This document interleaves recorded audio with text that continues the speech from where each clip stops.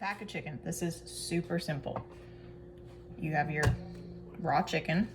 You can do this frozen too. Cut this open. Typically a frozen one would come in a bag of some kind. But it's literally as simple as just throwing them in the crock pot.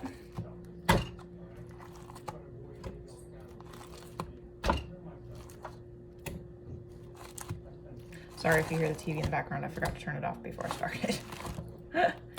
Okay, there, we throw it in, put the lid on.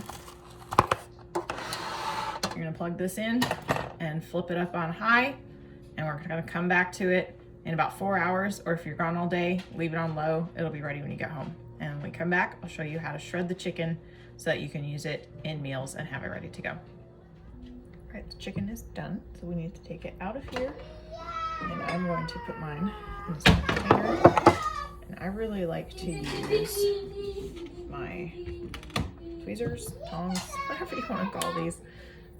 Pull it out because it's usually quite hot in here. But it should look like this and be kind of white on the outside. Definitely a lot more white than pink like it was when you first put it in. And you're going to see some little like fatty floaters and that kind of thing in here.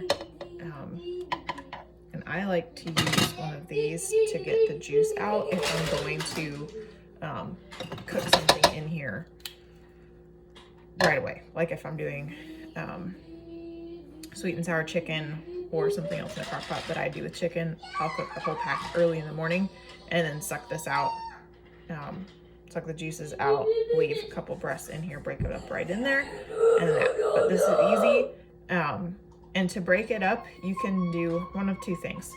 You can take 2 forks and, let me see if I can move this over to give you an idea. You're gonna poke them into the chicken and just pull apart. And it's been in there long enough that it's just gonna break apart into tiny pieces like that, and it's simple.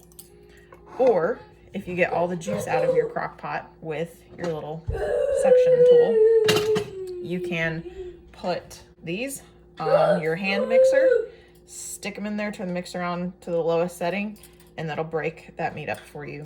Super and simple. And then you can store it 2 breaths at a time, or however many you might need for a meal, in a container like this. I prefer glass. Or you can put them in like Ziploc bags and put it in the freezer so that you have chicken made ahead.